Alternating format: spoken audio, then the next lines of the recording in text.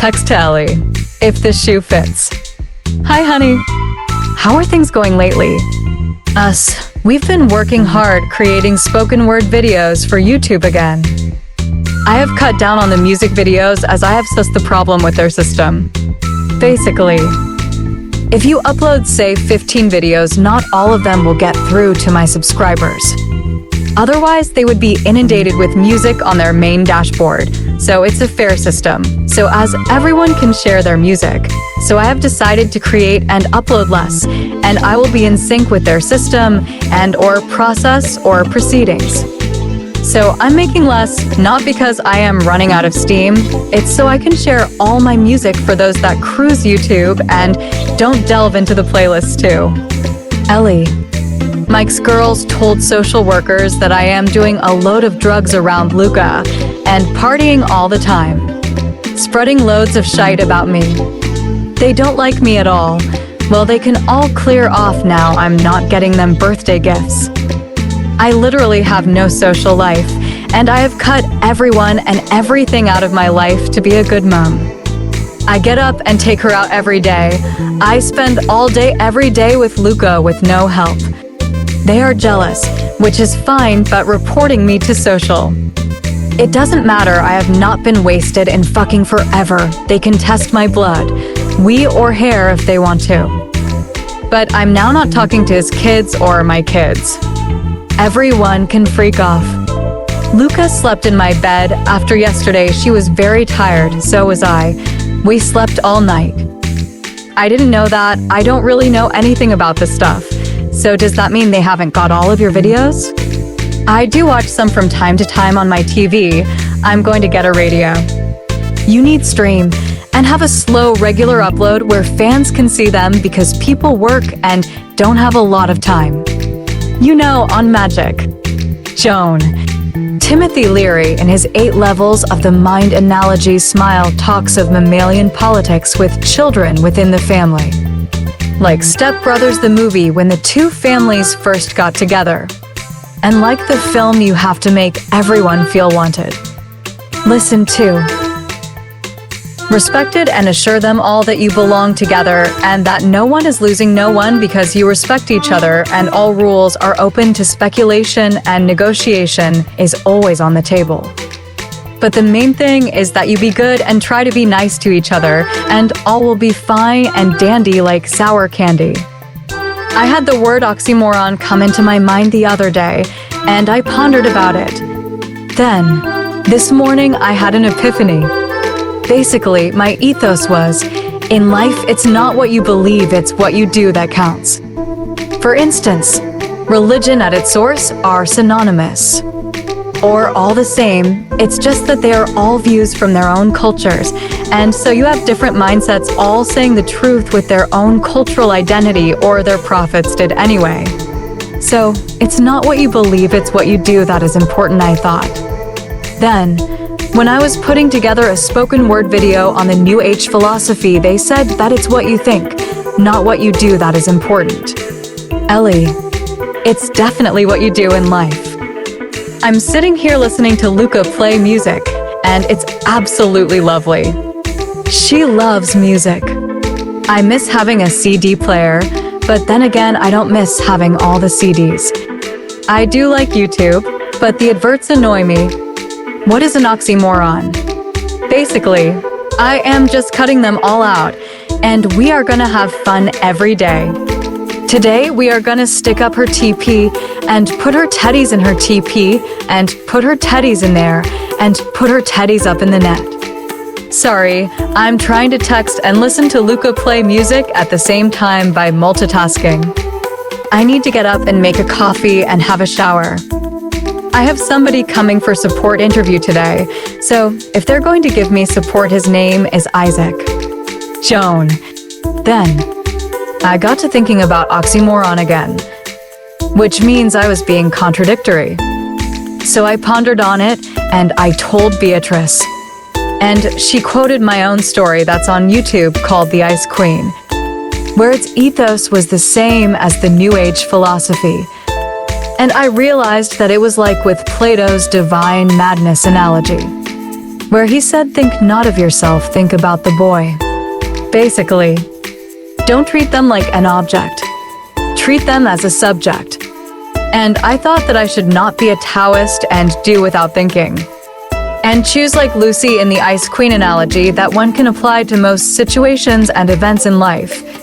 Like Plato when he utilized Eros in his divine madness analogy. And left it to his friends, dialogue and readers to make it correlate with the other three, Apollo, Dionysus, and the Muses' hypothesis, and that was the reason of why I intuitively thought of the word oxymoron, because I was being contradictory. So I have sorted out the paradox, and I think that in life you must stand back and assess the situation and weigh and measure it, and then see if you can be helpful, or what your role is in it all, and then accommodate or choose whether it's okay or that they are for you. Ellie. I will read that later when Luca is asleep. I can't concentrate, Auntie Joan. Joan. It's like life is your life, and everything is handed to you. All you have to do is stand back and observe before you do anything, and then reflect and see if you can fit in. Which explains my salvia trips, where I wanted to be helpful.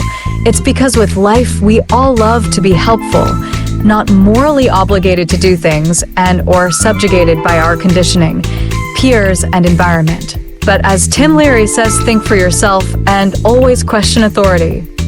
I stress think for yourself, not of yourself. Ellie. I will read your messages now, and I will get back to you. Lots of love. Okay, honey. I see that you're busy.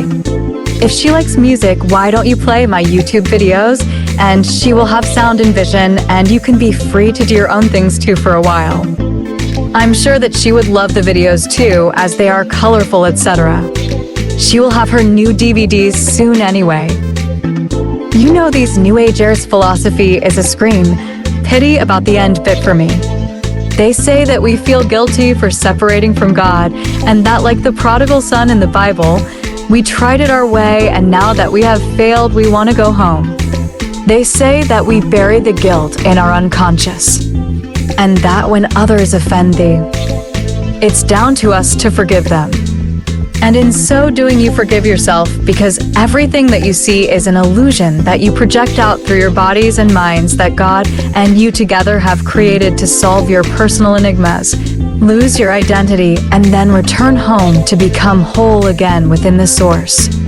Basically, you forgive everyone and heal yourself, and then some of that guilt is gone, and on you go, forgiving everyone that has annoyed you. And eventually your guilt will be gone, and you can stop the reincarnation process and become whole or holy, and you can return to a state of bliss or heaven. They say that you are just part of the one, and once you realize that you see that everything is down to you and is a projection from your separate mind, and that you must not pray with words, you are not to talk to God. Be silent with meditation and connect to God. Then Beatrice said, if you have the ethos of the ethical egotist, that some people will take advantage, and on top of that some people see kindness as weakness, and you will get abused or taken advantage of. So be cool and non-judgmental, but realistic. You know, magic is part of our everyday lives, really, with synchronicity, serendipity, intuition, signs, and with grace. All you have to do is recognize these fruits and choose wisely. I will let you get on with your day now, babe. Have a lovely day today. Lots of love. One last word. I wanted to stop receiving Nero a multimedia package that I pay for annually because I don't use it anymore. However, when I tried to cancel it, I couldn't, as they only had AI in their contacts, and it couldn't understand, let alone help me. Then, I tried to write, but they only speak German, so that was a dead end. So I rang my bank, explained the situation, and they assured me that they would stop the next payment, and I was happy and content. However, on that fateful day, PayPal took the money out of my bank for them, and not Nero, and I was furious about it because it left me with an unarranged overdraft, as I had pennies in the bank. I wanted to complain to the bank, but I realized that it was my own fault as I should have told them, which I forgot about that they use PayPal, and so I let it go. Then, the other day when I was in the charity shops, I found some old New Age CDs for a few quid, and I bought them because I was curious about the New Age philosophy, and then I realized that as it was old, secondhand, and was for sale, that the copyright must be gone and it had become public domain. Now, I loved some of it, and I thought that I would share it on my YouTube channel for the truth seekers that utilize YouTube like myself. And I couldn't record it, so I gave up, and then a few days ago my intuition thought of using Nero to utilize the uncommon and/or sacred wisdom, and it worked perfectly and everything went to plan. In a nutshell, if you are living a virtuous life and love everyone, everything and every moment with relish, then everything will come true as you are the author and the co-creator of your life's play. So be realistic and choose wisely with all that you meet and do. PPS. I say that I disagree with the end bit.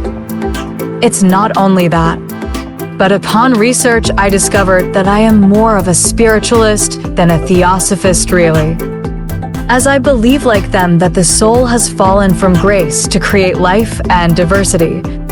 But unlike them, I think that we evolve and keep our individuality, and that there are many levels of both heaven and hell that we either reside or progress through in the afterlife, or the light that can clearly be seen when one walks the astral planes in between sleep in the midst or the heat of the night. So that they must harmonize with moderation and retrospection if they wish to return to heaven with their personalities, life's experiences, and their social and spiritual environments intact, and with those traits and realities. Through us, God gets to greet and socialize with all of its children back home, not as the prodigal son with our tails between our legs, but wagging like a happy hound dog as an individual and one free immortal spirit as one with all and everything, and everyone gets to live and help out with creation in heaven. PPS, definitely last word, babe.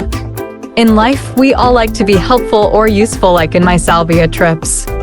And if life were mentally and socially rearranged to suit everyone and was fair, and abolish the rich-poor divide, then perhaps people would love to work and/or earn an honest living. If they were given the real chance to express their needs to correlate with their job's requirements. And all they have to do is to stop trying to put square cogs into round holes and listen. Teach and advise their clients or would-be employees, and help them to fit in and be helpful and not morally obligated to work, and everyone will be harmonious and happy and do what they love to do in the workplace, and everyone will ultimately gain or profit. Reality is an illusion that we protect along with our bodies to become separate from the one.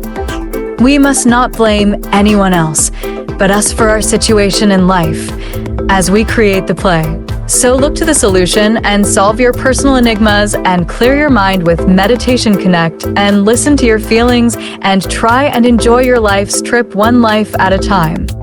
Finally, there is a spiritualist church at the end of our road. Can you Adam and Eve it? Serendipity or synchronicity or whatever, we must go and check it out to fully comprehend their views and mindsets. Lots of love, Joan.